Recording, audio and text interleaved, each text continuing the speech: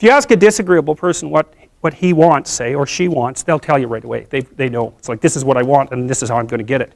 But agreeable people, especially if they're really agreeable, are so agreeable that they often don't even know what they want, because they're so accustomed to living for other people and to finding out what other people want and to trying to make them comfortable and so forth, that it's harder for them to find a sense of their own desires as they move through life. And that's not, look, there's situations where that's advantageous, but it's certainly not advantageous if you're going to try to forge yourself a career. That just doesn't work at all. And so even though on average men and women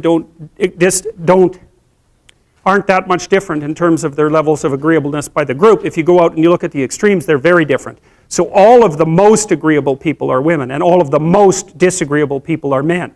And the thing is, the extremes are often what matter rather than what's in the middle. And so one of the ways that's reflected in society, by the way, is there's way more men in prison. And the best personality predictor of being imprisoned is to be low in agreeableness. It makes you callous. Now you might think, well, what's the opposite of compassion and politeness? And the answer to that is, I think it's best sort of conceptualized as a trading game. So let's say that we're going to play repeated trading games. And if you're very agreeable, then you're going to bargain harder on my behalf than you're going to bargain on your own behalf. Whereas if you're very disagreeable, you're going to do the reverse. You're going to think, I'm in this trading game for me, and you're going to take care of your own interests, where an agreeable person is going to say, no, at best, at worst, this has to be 50-50, but I'd like to help you every way I can. One of the things you have to be careful of if you're agreeable is not to be exploited, because you'll line up to be exploited. And I think the reason for that is because you're wired to be exploited by infants. And so that just doesn't work so well in that actual world. And one of the things that happens very often in psychotherapy, people come to psychotherapy for multiple reasons, but one of them is they often come because they're too agreeable. And so what they get is so-called assertiveness training, although it's not exactly assertiveness that's being trained. What it is the ability to learn how to negotiate on your own behalf. And one of the things I tell agreeable people, especially if they're conscientious, is say what you think. Tell the truth about what you think. There's going to be things you think that you think are nasty and harsh. And they probably are nasty and harsh. But they're also probably true.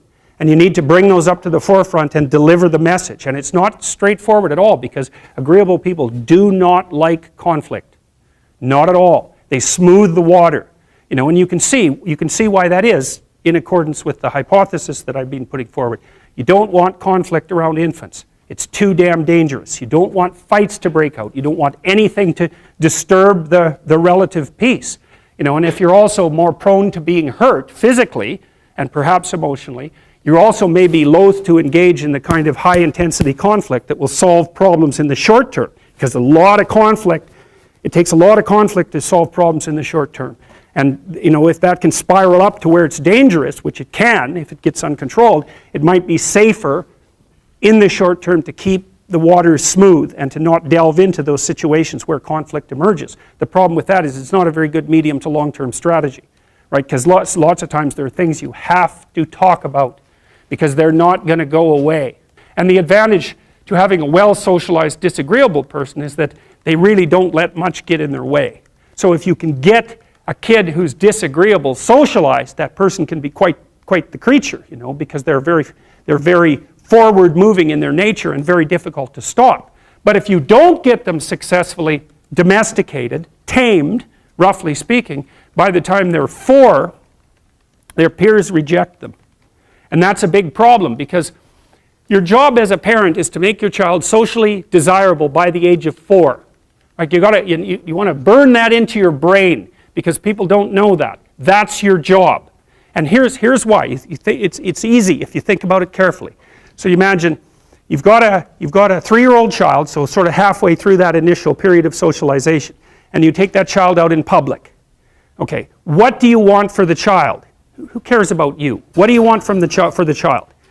You want the child to be able to interact with other children and adults so that the children are welcoming and smile and want to play with him or her, and so the adults are happy to see the child and treat him or her properly. And if your child's a horrible little monster because you're afraid of disciplining them or you don't know how to do that properly, then what they're going to do is they're going to experience nothing but rejection from other children, and false smiles from other parents and adults.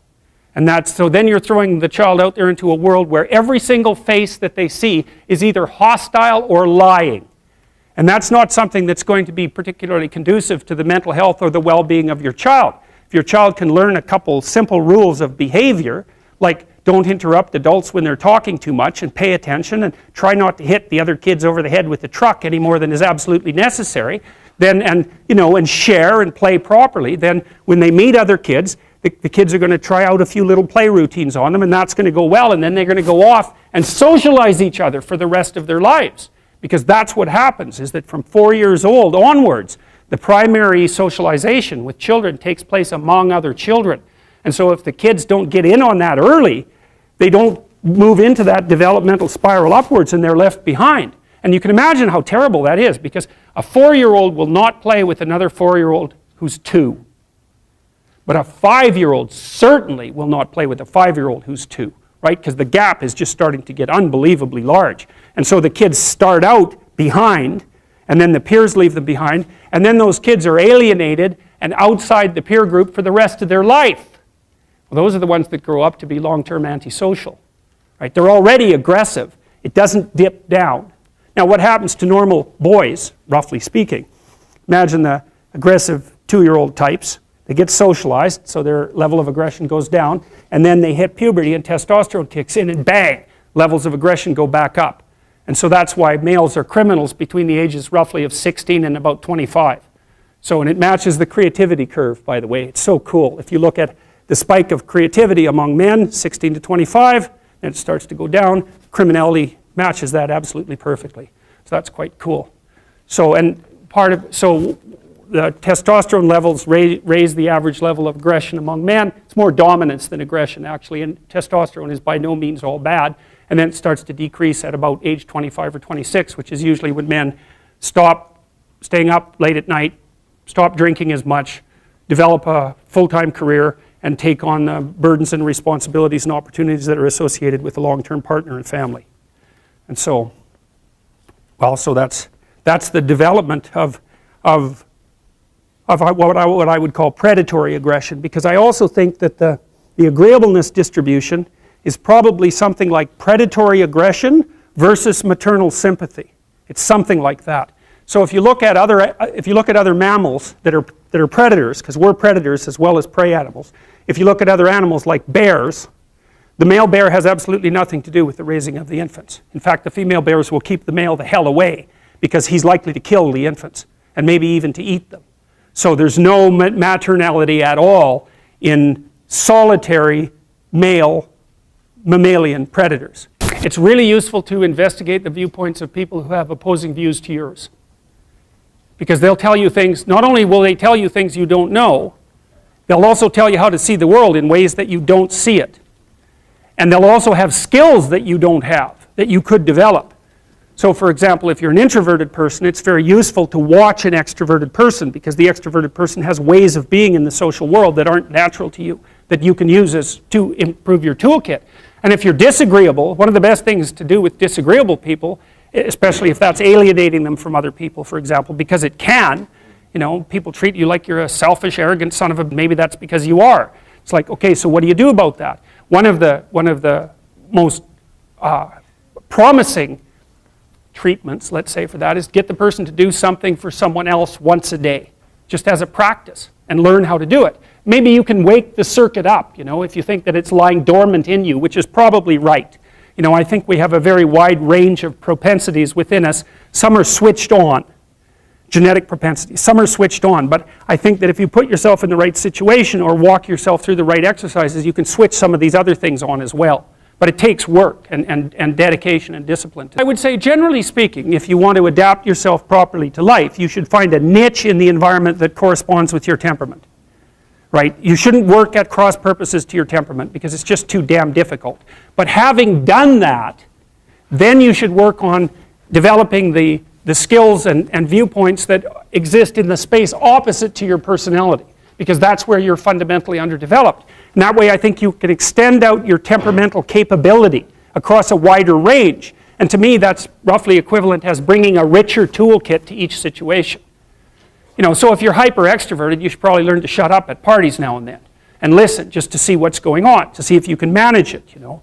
And if you're introverted, well, then you should learn how to speak in public and to learn how to go to parties without hiding in the corner and saying nothing to anyone. You know, and if you're agreeable, then you need to learn how to be disagreeable so people can't push you around. And if you're disagreeable, you need to learn how to be agreeable so that you're not an evil son of a bitch.